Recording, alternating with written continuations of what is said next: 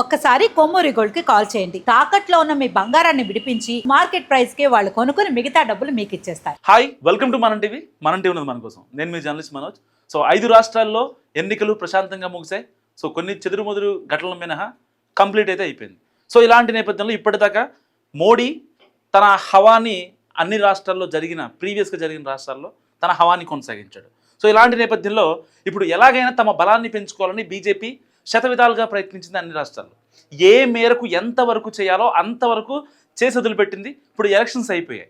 ఇప్పుడు ఎక్కడ ఎవరు గెలుస్తారన్నది చాలా hot topic.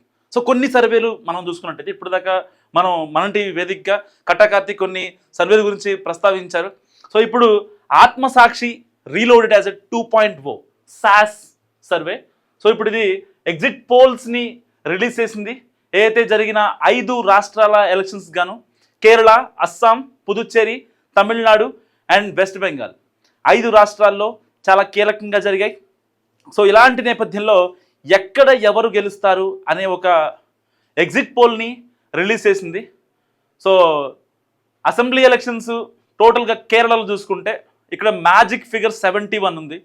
యూడిఎఫ్కి 41.5% and ఎల్డిఎఫ్కి 39.5%, BJP 15%.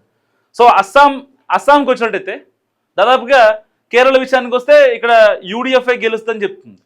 So UDF అంటే కాంగ్రెస్ సంబంధించిన కూటమి, ఎల్డిఎఫ్ అంటే కమ్యూనిస్ట్ కూటమి. ఆల్రెడీ 2 సార్లు కేరళలో ఇప్పుడు సీఎంగా ఉన్నటువంటి పినరయ్ విజయన్ 2 సార్లు కాన్సిక్యూటివ్గా చేశారు. సో ఆయనకి అపోనెంట్గా ఉన్నటువంటి కాంగ్రెస్ పార్టీకి 41.5%, ఇక్కడ ఎగ్జిస్టింగ్గా ఉన్నటువంటి అధికారంలో ఉన్న పార్టీకి 39.5%. సరే, కొన్ని కారణాలు చెప్పుకునే ప్రయత్నం చేస్తుంది. అక్కడ నిరుద్యోగత ఎక్కువగా ఉంది.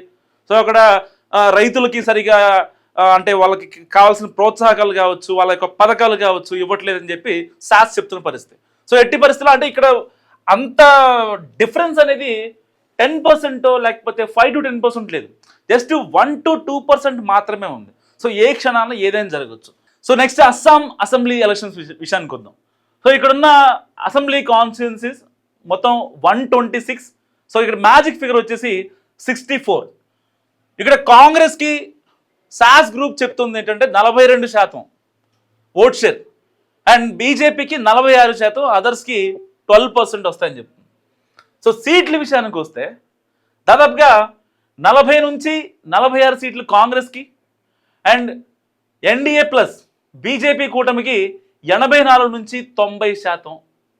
90 సీట్లు వస్తాయని చెప్తుంది. అయితే మ్యాజిక్ ఫిగర్ ఆల్మోస్ట్ ఎన్డీఏ కూటమి క్రాస్ చేసింది.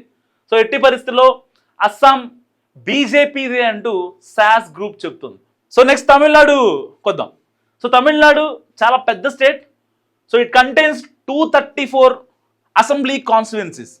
సో దీంట్లో మ్యాజిక్ ఫిగర్ వచ్చేసి 118.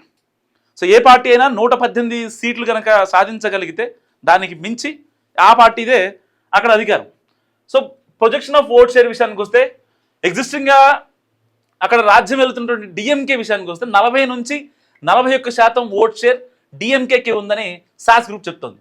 సో ఇటు అన్నా డిఎంకే విషయానికి వస్తే 37 నుంచి 38% యొక్క ఓట్ షేర్ అయితే ఇస్తుంది. అండ్ టీవీకే చీఫ్ విజయ్ దళపతి జననాయగన్ ఆయన పార్టీకి దాదాపుగా 15 నుంచి 16%. వాస్తవానికి ఇంతకుముందు కూడా అయితే ప్రీ పోల్ సర్వేల విషయంలో కూడా మనం ఇదే మాట్లాడుకున్నాం. సో అప్పుడు కూడా ఆత్మసాక్షి ఈ యొక్క సర్వేనే ఇచ్చింది. అండ్ ఎగ్జిట్ పోల్ విషయంలో కూడా సేమ్ చెప్పగలుగుతుంది. అంటే వాస్తవానికి అందరూ సీఎంగా విజయ్ ప్రమాణ స్వీకారం చేస్తారు, ప్రమాణ స్వీకారం కోసం వెయిట్ చేస్తారు అనేది ఇప్పుడు దేశవ్యాప్తంగా ఒక సెన్సేషన్గా మారింది. ట్విట్టర్లో కూడా సీఎం దళపతి విజయ్ అంటూ కూడా హ్యాష్ట్యాగ్లు ట్రెండింగ్ చేస్తుంటే పరిస్థితి.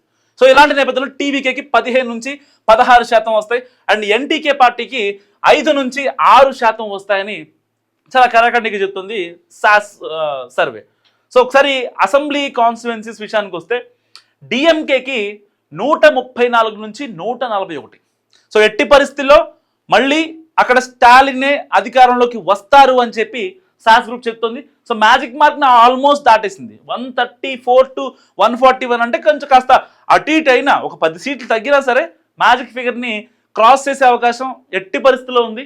And AIADMK so 84 to 90 seats గతంలో ఏదైతే సాధించిందో మళ్ళీ ఇప్పుడు కాస్త పుంజుకుంది. గవర్నమెంట్ మీద నువ్వు వ్యతిరేకత లేకపోతే అక్కడ ఇచ్చిన హామీలు నెరవేర్చకపోవడం అనే విషయాలు కొన్ని మనం చూసుకుంటే కాస్త బలపడిందని చెప్పుకోవచ్చు అన్నాడు డిఎంకే. అండ్ టీవీకే విషయానికి వస్తే 4 to 8 సీట్స్.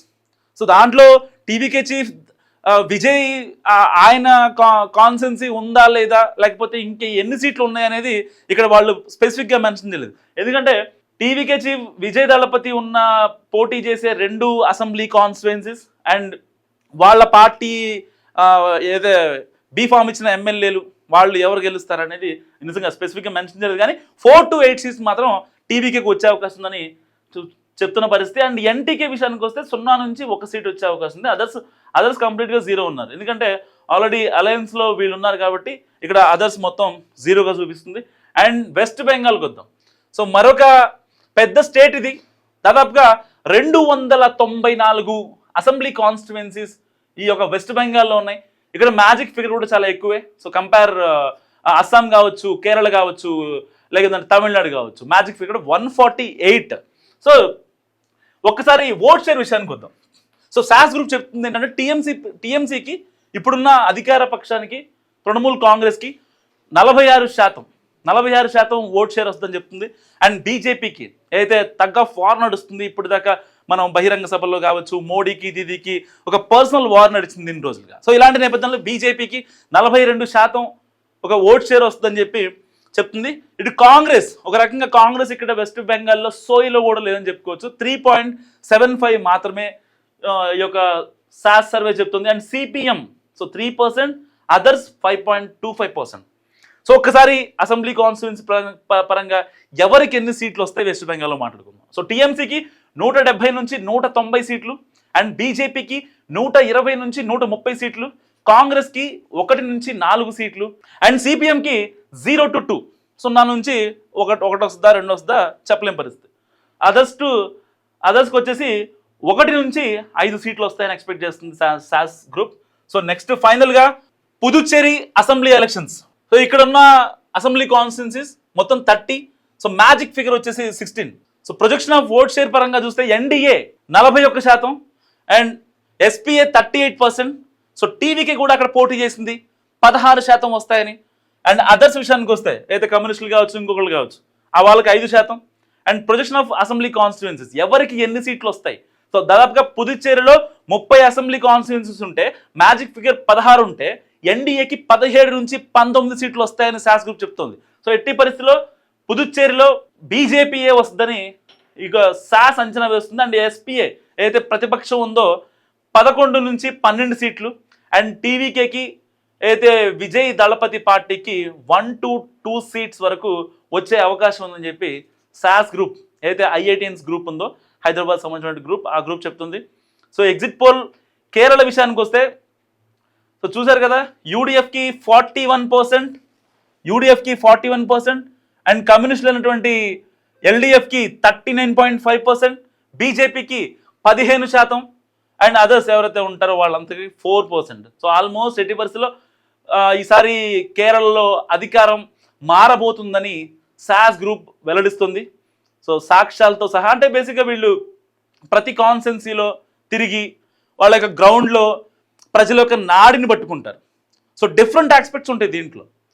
ఏదో ర్యాండమ్గా వెళ్ళి జనాలు అడగటం కాదు. ఒక ముసలి వాళ్ళు ఉంటారు, ఒక 18 years ఓటు హక్కు వచ్చిన వాళ్ళు ఉంటారు, అయితే ఓటు హక్కు వచ్చి పెళ్ళైన యువతి ఉంటుంది, పెళ్ళయి డివోర్స్ అయినటువంటి యువతి ఒక 25 నుంచి 30 ఏళ్ళ మధ్యలో ఉంటారు, ఒక ముసలావిడ ఉంటుంది, ఒక చదువుకున్నవాడు ఉంటారు, ఒక లాయర్ ఉంటారు, ఒక డాక్టర్ ఉంటారు, ఒక గవర్నమెంట్ ఎంప్లాయీ ఉంటారు. So different age group, different scenarios ఇవన్నీ కలెక్ట్ చేసిన తర్వాత సాస్ గ్రూప్ చెప్తోంది. ఇటు కేరళ విషయానికి వస్తే యూడిఎఫ్కే ఎట్టి పరిస్థితుల్లో కేరళ ప్రజలు పట్టం కడతారని కూడా చెప్తుంది. అండ్ ఎగ్జిట్ పోల్ అస్సాం విషయానికి వస్తే ఎట్టి పరిస్థితుల్లో ఎన్డీఏ అక్కడ ప్రభుత్వాన్ని ఏర్పాటు చేస్తుందని కూడా సాస్ గ్రూప్ చెప్తుంది. సో ఇటు అస్సాంలో 84 నుంచి 90 సీట్స్ వస్తాయని చెప్తుంది. సో కొన్ని దానికి ఏంటనేది అంటే కారణాలు ఏంటనేది కూడా దానికి రాసింది.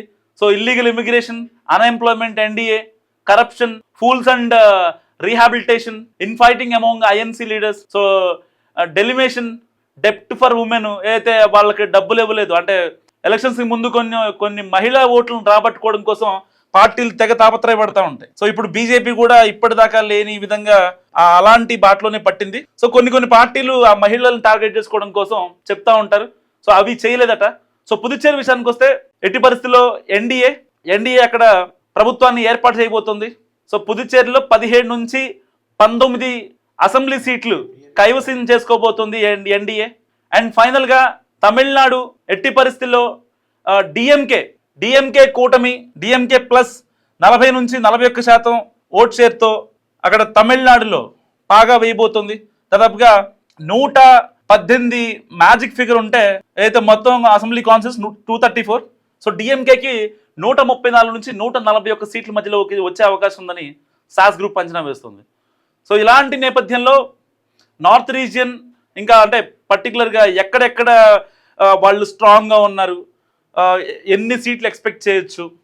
నార్త్ రీజియన్లో డిఎంకేకి 39 to 40 సీట్స్ వచ్చే అవకాశం ఉంది.